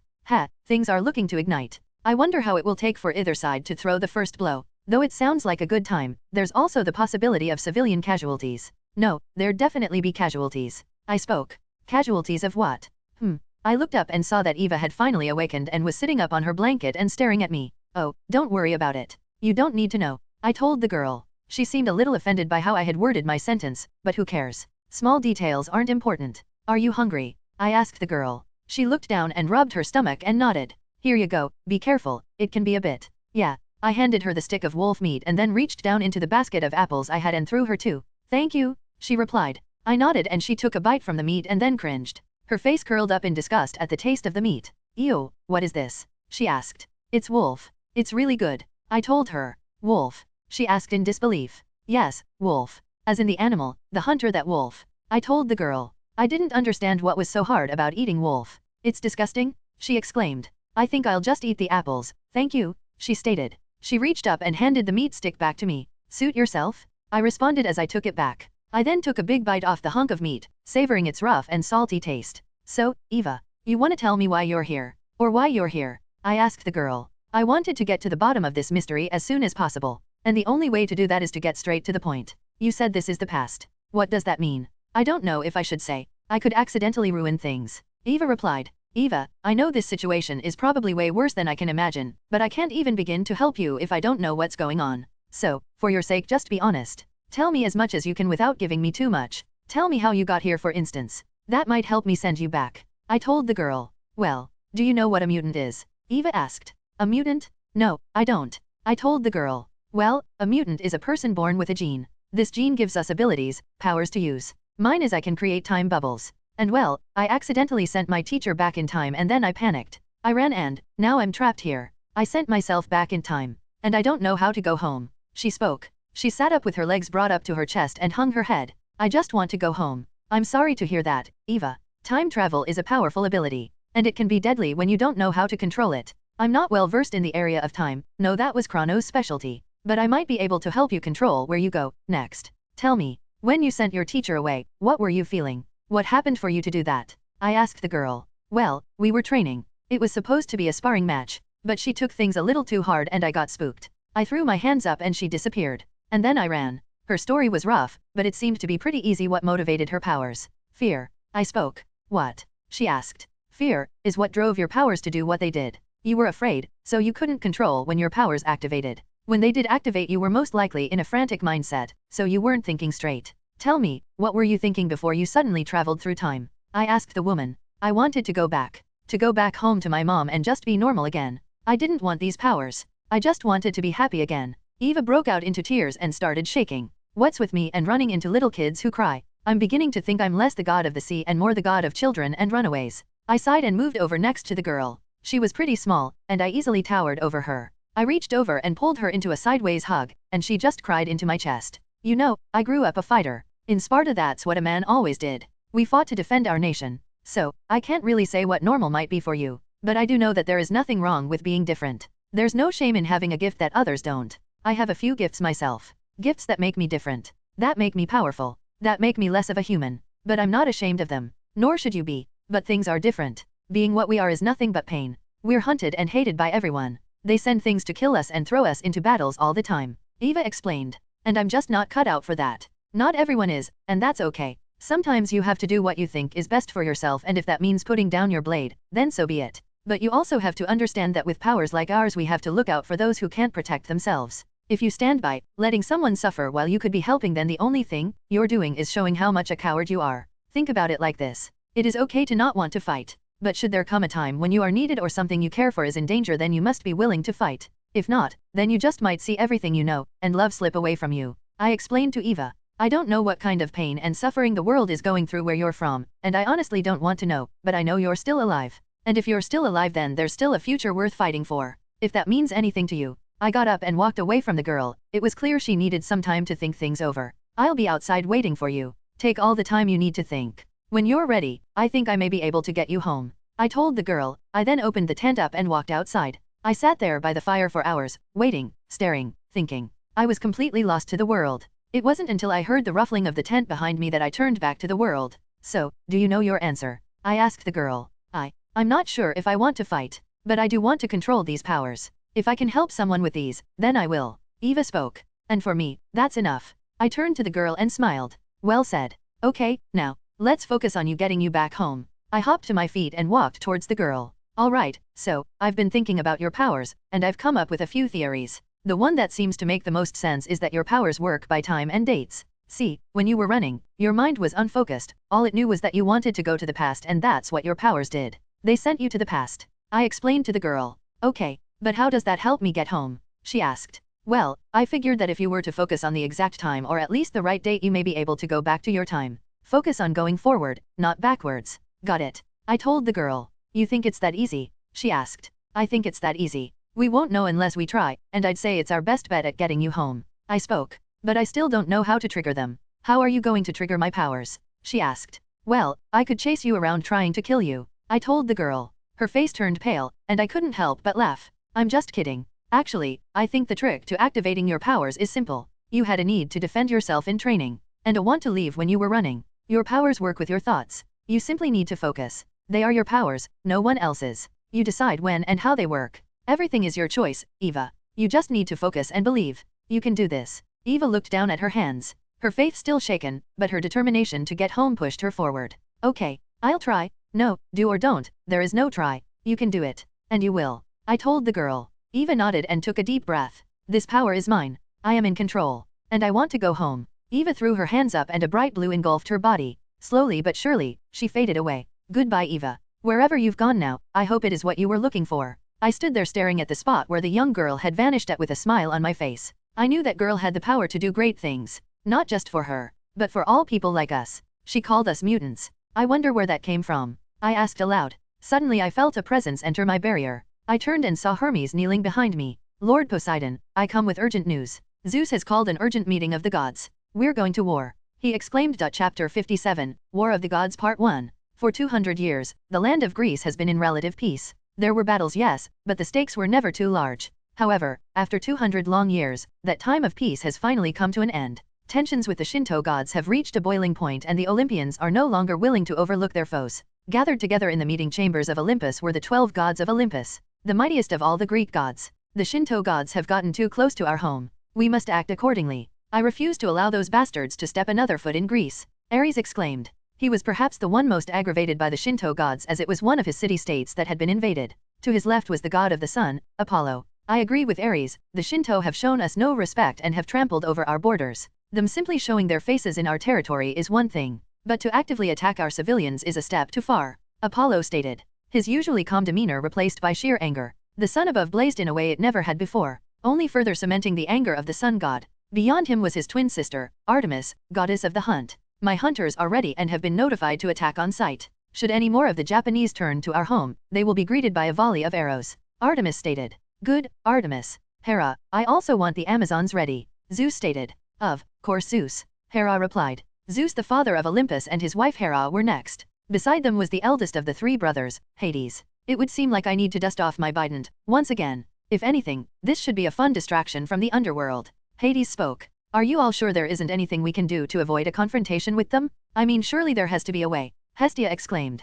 Out of all the gods present, she was the only one who wanted to try and deviate away from war. Not this time, Hestia, Athena replied. They are growing bolder and bolder with each confrontation. If this continues, they will eventually think us weak and try attacking us directly. We cannot sit this out and pretend the problem isn't there. We must devise a plan of attack. I just wish there was something we could do. But I think you may be right, Hestia replied. We should send out troops to test their numbers. See how many enemy forces we're looking at here, right? Aphrodite asked. No. Sitting beside Hades and drinking from his cup was the still recently appointed god of the seas, Poseidon. Oh, well, what do you think we should do, Poseidon? Hades asked. Hades, the question we should all be thinking of first is not how many enemies there are, but how many of our people will we need to protect. Don't you think? Poseidon told the man. The gods of Olympus were stunned by this declaration, but not entirely surprised.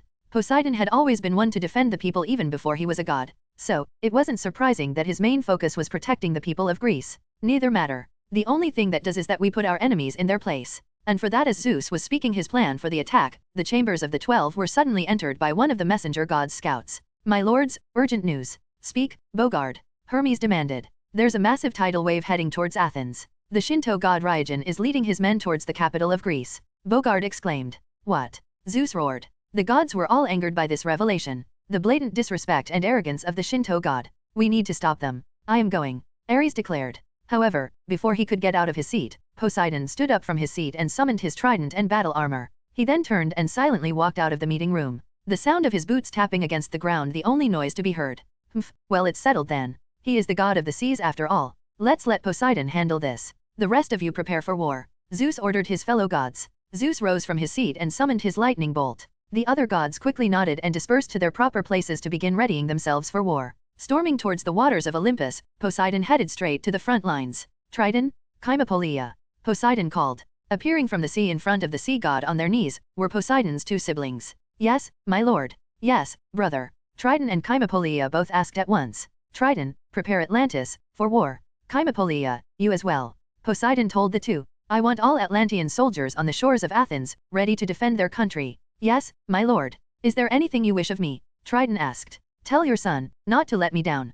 Poseidon spoke. He then stormed into the ocean and disappeared. The normal peace-loving Poseidon is fully girded out for war. Now stands the god of the seas, storms, and earthquakes. Traveling towards Athens at speeds no human could ever reach, Poseidon arrived at the shores of the great city just in time to stop the tidal wave. He raised his hand and tried to stop the water. The wave slowed down, but the driving power behind the wave, Ryogen, refused to be outdone. Ryogen pushed against Poseidon to continue with his attack, but he failed to realize how outclassed by the Greek god he really was. With a flick of his wrist, Poseidon managed to overpower Ryogen and slowly and gently returned the water to the sea. This angered Ryogen greatly. Poseidon waited and watched as the god rose from under the waves, dragon scales covering his body. In his hand was a large bicento. So, Poseidon greets me himself? Or his replacement, anyway. What do you think you can do against me, whelp? You've been a god only for a mere moment. I have been a god for thousands of years. Turn away and cower like the rest of your pathetic pantheon and I might let you live. Fight me and my forces will burn Athens to the ground. Ryogen spoke. The waves started rising again and from under them came hundreds of Ryogen's soldiers.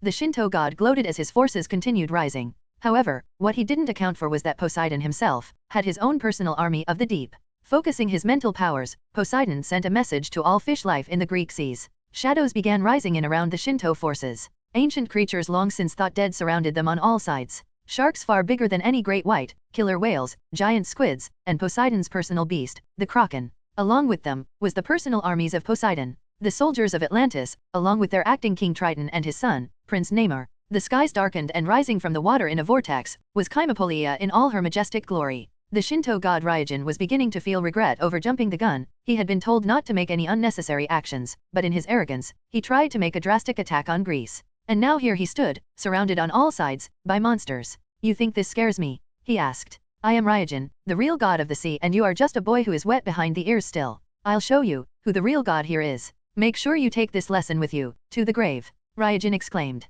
He raised his bicento and charged Poseidon. Meanwhile Poseidon simply stared at the man unamused. Poseidon began whistling nonchalantly, not even worried about the god's coming attack. This sign of disrespect only further agitated Ryujin. Ryujin raised his bicento and swung it down at Poseidon's head. However, before he even realized it, Poseidon raised his trident and drove it straight through Ryujin's chest, piercing his heart and lungs all at once. Blood splattered on the side of Poseidon's face. Ryujin looked down at Poseidon in shock. He hadn't seen his attack coming. He didn't even see him move, and yet here he sat now, a trident jutting out of his back, staring into the cold eyes of the Greek god Poseidon. Trash like you give us gods a bad name. Those were Poseidon's first and only words to the Shinto god. Poseidon swung his trident downwards with enough force to completely dislodge Ryujin's body from his trident. Ryujin continued staring at Poseidon's form in shock. He was no weakling. He was a powerful force among the Shinto gods. He was the dragon god of the sea. His power over the water had only ever been surpassed by Susanoo, the true god of seas and storms. Never had he imagined that someone out there rivaled Susanoo's power. No more than rivaled. Surpassed it. And now here he sat, completely cut in two, dying, and the part that hurt him the most was that he only wanted to prove his worth as a god of the sea, and despite all the years he had been active, he could not see even one of Poseidon's movements.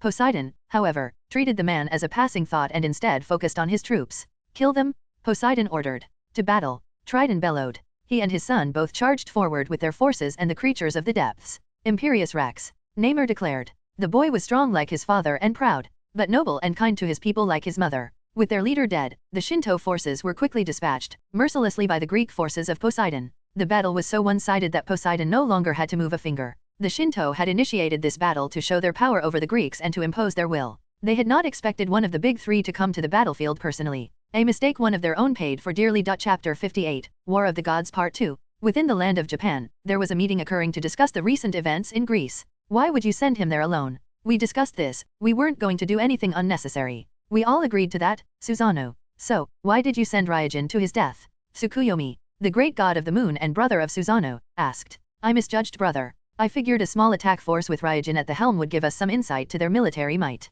I was hoping they would send out one of their lower gods to battle Ryujin. I did not, however, predict they would send out Poseidon. It was a critical misjudgment on my part. Forgive me. Susanoo, the Shinto god of the seas, explained to his brother. Forget it, Tsukuyomi. What's done is done. We need to focus on what we're doing going forward. We mistakenly believed Poseidon, weaker due to the fact he wasn't born a god. We believed rumors and we acted on them, and we paid for that. No more. Going forward we plan everything together. Am I clear, Susanoo? Amaterasu, the Lady of the Sun, asked her younger brother, her tone making it very clear to the man that she wasn't asking but telling him. Susanoo nodded and Amaterasu continued. We have to be careful with where we do battle. If not, we could accidentally destroy our lands. We need to plan. Amaterasu spoke. She looked to her brothers and smiled. I have an idea. Elsewhere, in the land of Greece, the gods and the citizens of Atlantis are all celebrating their crushing victory over the Shinto. Yeah. That'll teach those Shinto bastards not to take us easy, Ares exclaimed. Our first decisive victory, all thanks to Poseidon's efforts. If this continues, we might just win this pathetic excuse for a war in no time at all,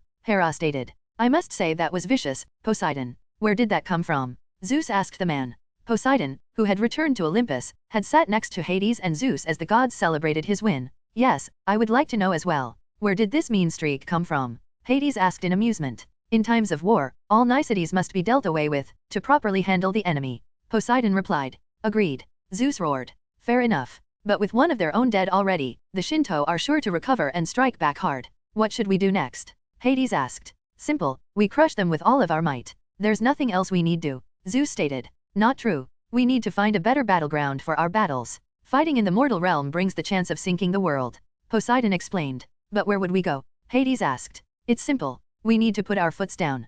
Poseidon stated. All for the gods of Olympus turned towards him and began listening as he started explaining his plans. We need to end this as fast as possible. And there's only one way to effectively do that. We march to Japan.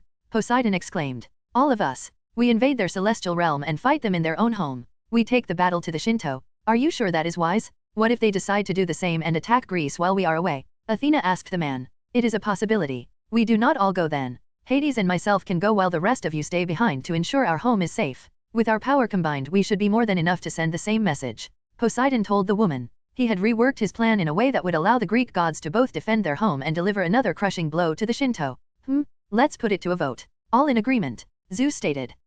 A unified agreement amongst the gods gave Zeus his answer. Very well, we'll leave this matter to you and Hades. Make sure you let them know who the real gods are. Zeus said to Hades and Poseidon both. Lord Zeus. Hermes rushed into the room with blood leaking from his head. Hermes? What has happened? Zeus asked. I came to deliver a message. Amatsu Makabashi, Amaterasu, Tsukuyomi, and Susanoo are here seeking your presence. But that is not all. Odin and the Norse, Ra and the Egyptians, Shiva and the Hindu have all gathered together. They are calling for a council meeting. Hermes explained. I see. Zeus rubbed his face and sighed. At a time like this, no doubt the Shinto are responsible for this. Very well. Poseidon, Hades, let's go. Athena, you and Ares are in charge of defending Greece while we're in session. No doubt the Shinto are up to something. Zeus explained. Zeus, Poseidon, and Hades all rose from their seats and vanished with a flash of lightning, fire, and water. And instantaneously they all reappeared in the grand hall of Olympus. Greeting them were gods from other pantheons. From the Norse, came Odin, his sons Loki and Thor. From Egypt Osiris, Ra, and Anubis. And from the Hindu pantheon, came Shiva, Vishnu, and Indra. And of course, from the Shinto came Amatsu Makabashi, Amaterasu, Tsukuyomi, and Susanoo. Odin, Ra, Shiva. What are you all doing here? Zeus asked. We're here to make sure you and the Shinto don't end up destroying Midgard, Zeus. Odin told the man. Since when do you care about Earth, Odin? You and your Asgardians have been locked away of Asgard for years. And now all of a sudden you want to interfere in earthly problems? I find it funny that the moment the Shinto attack us, you and the others all of a sudden want to band together against us. Zeus spoke. You would be wise to watch your tongue, Zeus. Ra told the man. And since when does a god from another pantheon think he can come to our home and tell us what to do? Hades asked the mighty Ra. You may be nearly unbeatable in your place of power, Ra. But we aren't in Egypt, are we? We're in Olympus, and here. Hades spoke. He suddenly started applying his pressure to the other gods and the tension in the room rose. We have the power. Hades explained to the man. Maybe so, but do you think the three of you can beat all of us? Shiva asked. Is there any need to ask? Poseidon interjected. He raised his trident towards Shiva and glared at the man. Zeus, Poseidon, and Hades all raised their power threateningly. This was their home, and they weren't about to be bullied by the arrival of others. Enough. We didn't come here to fight. We came here to help things go a bit more smoothly. Odin explained. We know of your war with the Shinto, Zeus. And we don't really have a problem with it. But we do have a problem with suddenly losing the people who worship us. So, Amaterasu came to us with a suggestion. To have your battle be a bit more official. A tournament between both pantheons, in a place where human casualties won't be a factor. Odin told the man. Odin, Poseidon, and Zeus were all intrigued by the proposition. A tournament would suggest one-on-one fights, and they would also be eliminating the threat of losing their people and planet. Really, and where would we have this battle? Zeus asked. In a place of neutrality. Not in Greece and not in Japan. Amaterasu explained. We work together and create a pocket dimension where we can have our battle without the endangering the human world. I've asked the other pantheons to assist in helping us build the arena so that things are fair for both sides. Zeus grabbed Poseidon and Hades and brought them to the side to discuss. What do you think? Zeus asked his brothers. It could be a trap. Hades spoke. It could be. But it does work out in our favor. Poseidon stated. What do you mean? Hades asked. I mean, this will take the earth out of the equation. We would no longer be required to hold back and preserve our strength. We could crush them completely and in front of other pantheons. It would cement our strength. And would make potential rivals uneasy. It would be a message to them of what would happen should they try to overtake us. Poseidon explained. I understand. Zeus replied. The three Olympian gods then turned back towards their challengers and hosts of other gods with an answer. Very well, we accept the challenge. Zeus exclaims. Poseidon, Hades, Amaterasu, Tsukuyomi, Susanoo, Amatsu Makabashi, and Zeus all smirk at each other. The two pantheons set up their teams. Next time, Chapter 59, War of the Gods Part 3. With the challenge in place, Odin, Ra, Zeus, Shiva, and Izanagi all began their work on building the arena for the battle, while the remaining gods assembled their respective teams. What are the rules of this tournament that Lady Amaterasu proposed? Hercules asked. It's pretty clear-cut. Each pantheon will choose a team of fighters and they'll battle it out until there is a winner. Poseidon explained. How many fighters will each team have? Hercules asked. 10 fighters each. Poseidon replied. And you want me to be one of the fighters? Hercules asked. Yes. Then, I will gladly accept this task. Together we will crush our enemies and show them the might of Greece. Hercules exclaimed. Who else will be fighting? All together it will be me, Zeus, Hades, Athena, Apollo, Artemis, Ares, you, Hermes, and Triton. Poseidon explained to the man. Quite a lineup.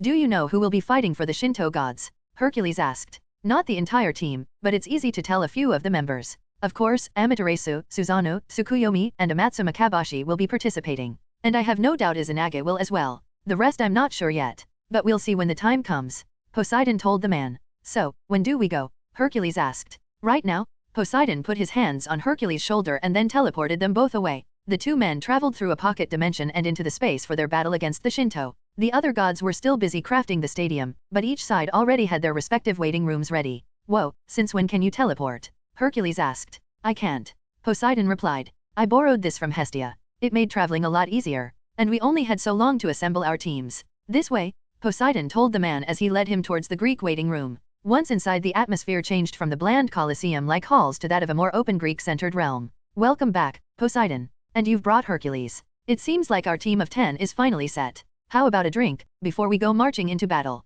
Ares asked. He walked up to the two men with a bottle in each of his hands and passed them off. Thank you, Ares. Hercules told the man as he took a drink from his bottle. Out of the way. Running through the crowd of gods gathered in the waiting room, in a hurry, and upsetting the peaceful gathering was one of Artemis' huntresses. The young woman came to a direct stop in front of Poseidon and huffed. I don't have time for something like this. Poseidon spoke. But his previous, uncaring face flipped, and he smiled softly. But I can always make time, for my little girl. He spoke. He extended his arms out and the huntresses jumped into them. Father. Diana, the daughter of Poseidon and Hippolyta, happily shouted as she jumped into her father's embrace. My little huntresses. It is good to see you. Poseidon spoke. I've missed you dearly. I've missed you too. How was your hunt for the woman in black? Diana asked. Nothing turned up. She's good at hiding. I was going to continue looking for her, then all of this started. Poseidon replied. I see. I knew things were bad, but I didn't expect all of this. Are you going to be all right? Diana asked. Poseidon placed his hand on Diana's chin and smiled. Of course, baby girl. Don't worry, we got this. Poseidon told the girl. Asterisk slam. The door to the Olympian room slammed open and Zeus stepped inside with a blade in his hand. What is that? Poseidon asked. This? It's a sword. I had it made by a blacksmith just for this occasion. It's called the God Slayer. Zeus explained. And you just happened to have that made? Hades asked. He and Poseidon both shared the same skepticism about Zeus having a blade specifically called the God Slayer in his possession. Does it matter right now? Instead, you should be focusing on this. Zeus spoke. He then grabbed a sheet of paper and held it up for everyone to see. It was the list of names for the battles. First round Ares vs Hachiman. Second round Athena vs Tsukuyomi. Third round Hercules vs Bishamontan. Fourth round Triton vs Sujin. Fifth round Apollo vs Rajan. Sixth round Hermes vs Fujin. Seventh round Artemis vs Takeminakata. Eighth round Poseidon vs Amaterasu. Ninth round Hades vs Susanoo. 10th round Zeus vs Amatsu Makabashi. The gods studied the list and their opponents and images of each popped up in front of them. Each of them were imposing figures, especially Tsukuyomi and Bishamontan. One had the look of an elegant sword master and the other had muscles that rivaled Hercules. However, the one that stood out the most to Poseidon was the beautiful Amaterasu. Her beauty was said to rival that of the sun itself and it was certainly a fair description. Athena has Tsukuyomi. Her mental powers might just be able to overcome his illusions. Hades has Susanoo, the god of seas. On paper it would be good matchup for the Shinto, playing off our strengths and weaknesses. And I have Amaterasu herself. In a normal scenario, water would beat fire. But she embraces the power of the sun, and her flames burn hot enough to burn other flames. And Zeus has Amatsu Makabashi, the primordial of chaos and darkness. That's strange, I don't see Izanagi on this list. Poseidon spoke. Is he not fighting? He asked. No, apparently not. But it doesn't matter. What does matter is that we each come back with a victory, showing our full might to the rest of the cosmos. Zeus explained. The rest of the cosmos? Poseidon asked. Yes. Many gods from across the cosmos have to watch this tournament. We have to show them all what happens when they mess with Olympus. The first round will begin soon. So, Ares my son, you must show them who the mightiest god of war is. Zeus bellowed. Yes, father. Chapter 60, War of the Gods. Ares vs Hachiman. All legit? Everyone, are you ready? The announcer, a little blue alien, shouted to the crowd. Yeah. The gods gathered in the crowd all screamed to the top of their lungs and stomped their feet. The electricity in the air was palpable. Gods from different parts of the universe had gathered to see the battles between the mighty Greek gods of Olympus and the heavenly Shinto gods of Ama, the Shi'ar gods Kaithri and Shara, the Norse gods Odin, Thor, Lok, Sif, Volstagg, Fandral, Balder, Hagan. The Egyptian gods are Anubis, Osiris, Set, Amun, Isis, and Sekhmet.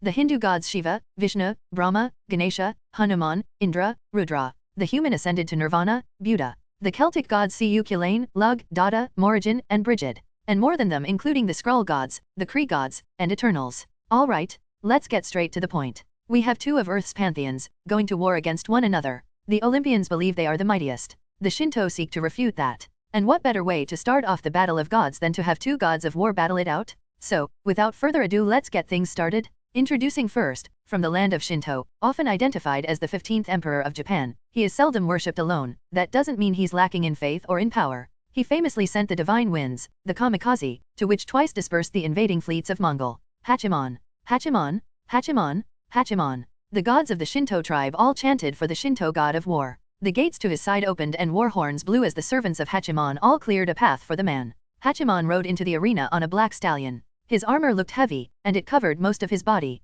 A true mountain of a man. And in this corner, the son of Zeus himself, he is known throughout all of Greece as the most brutal fighter amongst the gods. The man who has mastered every weapon there is. The man who slayed Adonis. The very embodiment of savagery and bloodlust. Ares. Greek horns blew loud, and drums sounded off as the Greek gods all roared in support for their first fighter. The doors opened and Ares walked out into the arena with his axe in hand. Yeah! Ares exclaimed. He raised his axe to the sky and shouted. The rules are simple. The victor is whoever renders their opponent unable to fight. Be that by knockout or death. If you choose to yield, that is fine too. But with nothing else to say, let the first match begin. The little alien disappeared, leaving only Ares and Hachiman still standing in the ring. Ares and Hachiman stared at each other, each silently watching, waiting for their opponent to make the first move. That's how they would normally act in a fight. Not this one. Ares and Hachiman both sprung forward from their positions. Hachiman raised his bicento and slammed it down towards Ares' head, while Ares swung his axe up to meet it. The two blades collide with one another and the ground craters below them. Ares and Hachiman get in each other's faces and laugh at one another while they continue pressing their blades against each other.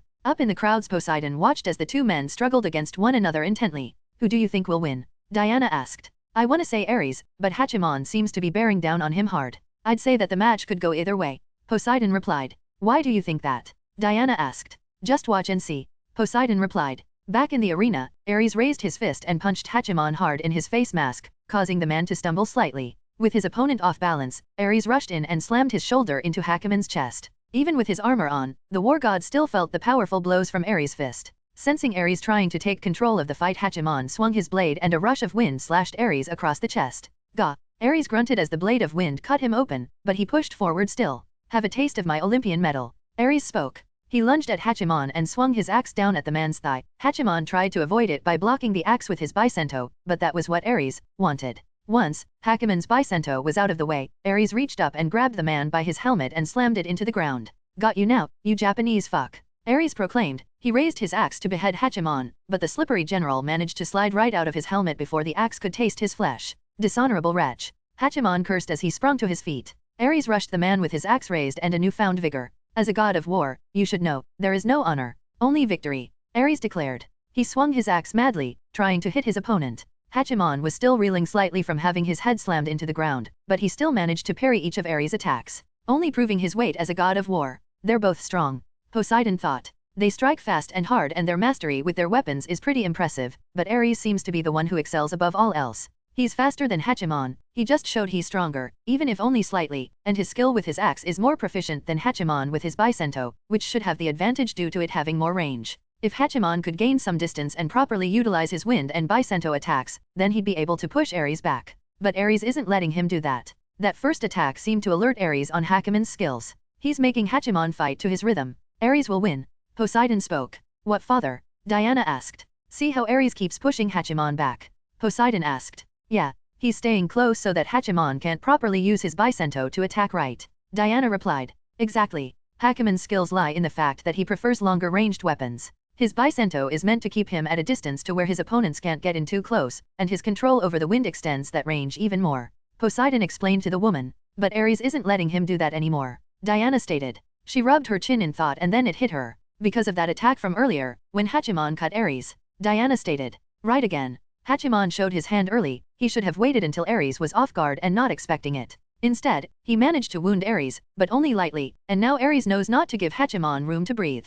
Ares is known for having high stamina and durability, enough that he can fight Hercules for days. And that's a feat not many can say they've accomplished. Poseidon explained. Ah, well scouted. Poseidon and Diana both turned to see the Norse prince of Asgard walking towards them. Mind if I join you, great Poseidon? Thor asked. Odin's son Thor? God of thunder, right? Why would you wish to join us? Poseidon asked the man. Simply because, I wish to speak to the man who killed his father, one of the most powerful Greek gods, alone. 'Tis not every day we Norse and Greek convene after all. Thor spoke. Very well, you may join us. Tell me, Prince of Asgard, what do you think of our Ares? Diana asked. Well, Princess. Thor started. However, he quickly closed his mouth when Poseidon thrusted his trident towards him. Careful, boy. Poseidon warned the man. Of course. Thor replied. As I was saying, I think he is powerful. But Hachiman is nothing to take lightly either. I can feel the power from their mighty blows. And I must say I am impressed. But neither can best the mighty Thor in battle. Thor proclaimed proudly. I wouldn't be so quick to boast, Thunderer. Ares is nothing short of impressive. Take him lightly and you will lose your head. Poseidon spoke. He grinned slightly at Thor, who was too busy staring at Diana to register. Well, either way they are both pretty good and this will be a battle to remember. Thor stated. He then took a seat next to the two Olympian gods and watched the fight. Hachiman tried to swing his bicento at Ares, only for the man to grab it and headbutt him. Hachiman stumbled and Ares pulled him in with his bicento and kneed him in the gut. Ares then hit Hachiman over the back of his neck with the hilt of his axe, knocking the big man down to the ground. Yield. Ares demanded. Never. Hachiman replied. He struggled to get back to his feet but was stopped when Ares violently slammed his foot down on the man's spine. Last chance? Yield. Ares demanded. Death, before dishonor. Hachiman exclaimed. Ares nodded and raised his axe and with one swift motion, beheaded Hachiman. Death before dishonor. Well said. Ares spoke. He walked away from Hachiman's corpse and raised his bloody axe to the sky, and the Greek side of the stadium erupted into cheers. What a crushing defeat. The winner by decapitation is Ares. The announcer exclaimed. Round 1, Ares vs Hachiman. Winner, Ares. Time, 4 minutes and 39 seconds. Killing move, axe to the head.